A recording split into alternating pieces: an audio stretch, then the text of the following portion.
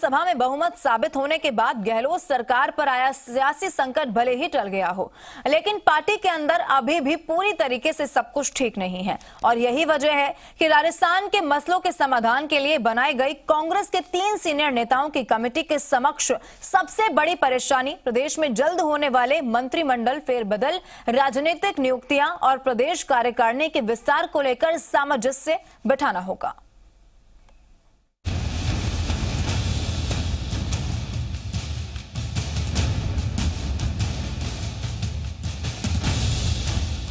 भले ही राजस्थान कांग्रेस में 34 दिनों तक चले सियासी घटनाक्रम का पटाक्षेप हो गया है, लेकिन पार्टी के भीतर चल रहा संग्राम अभी भी जारी है।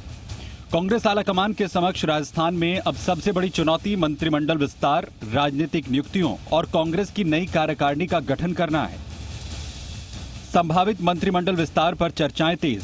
विधानसभा सत्र के बाद हो सकता है प्रदेश में मंत्रिमंडल विस्तार। 3 सदस्य कमेटी के सुझाव होंगे बहुत महत्वपूर्ण।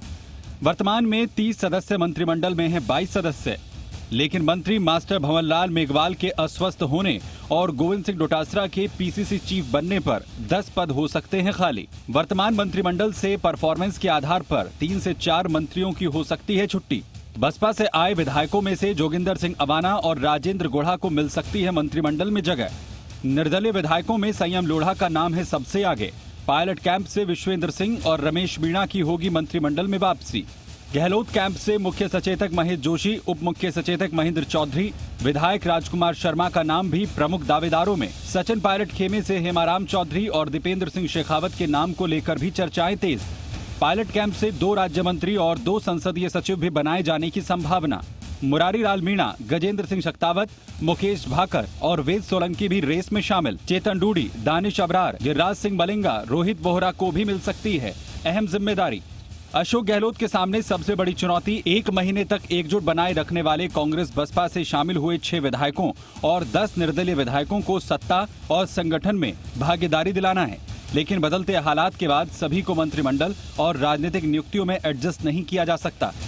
वर्तमान में राजस्थान सरकार की अगर बात करें तो 30 सदस्य मंत्रिमंडल में 8 पद रिक्त हैं। इसके अलावा मंत्री भंवरलाल मेघवाल लंबे समय से अस्वस्थ चल रहे हैं, यानी मंत्रिमंडल विस्तार में 9 नए मंत्री बनाए जा सकते हैं, जबकि पीसीसी अध्यक्ष बनाए जाने के बाद गोविंद डोटासरा से भी मंत्री पद लिया जा सकता है, यानी मंत्रिमंडल में खाली पदों का आंकड़ा 10 हो जाता है। इसके अलावा 3 से 4 नॉन परफॉर्मर मंत्रियों की छुट्टी हो सकती है और करीब 5 मंत्रियों के विभागों का कामकाज बदला जा सकता है। राजस्थान में करीब प्रदेश स्तर के 40 ऐसे बोर्ड हैं जहां राजनीतिक नियुक्तियां की जानी हैं।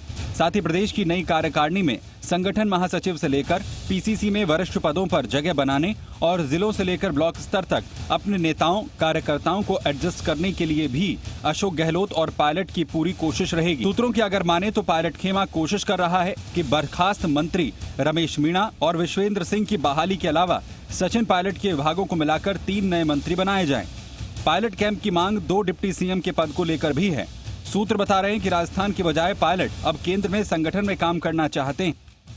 राहुल गांधी जी चाहते हैं कि कांग्रेस के कार्यकर्ता को मान सम्मान मिलना चाहिए, उसकी सरकार में हिस्सेदारी होनी चाहिए। उसको लेकर के पूरी कवायद मैं समझता हूँ की जा चुकी है और हमारे आला कमान से आए हमारे अविनाश पांडे जी ने और सुरजेवाला जी ने, अजय माकन जी ने और मुख्यमंत्री जी ने सबने एक स्वर में अभी कुछ दिन पहले ये कहा है कि हम जल्द ही इन लोगों को राजनीतिक नियुक्ति देंगे। तो मैं समझता हूँ संगठन का अध्यक्ष होने के नाते मैं भी ये चाहता हूँ कि जो राहुल गांधी जी और सोनिया गांधी जी का जो सपना है उसको हम लोग पूरे करें। उनके जो दिशा निर्देश हैं उनके ऊपर चलते हुए हम कार्यकर्ता को जल्दी से जल्दी मान सम्मान दें। कुल मिलाकर राजस्थान में अभी सियासी तूफान थम गया है, लेकिन सब कुछ शांत नहीं हुआ है।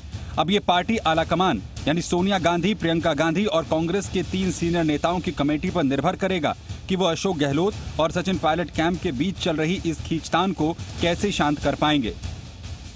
सुशांत पारीक, जी मीडिया, जयपुर।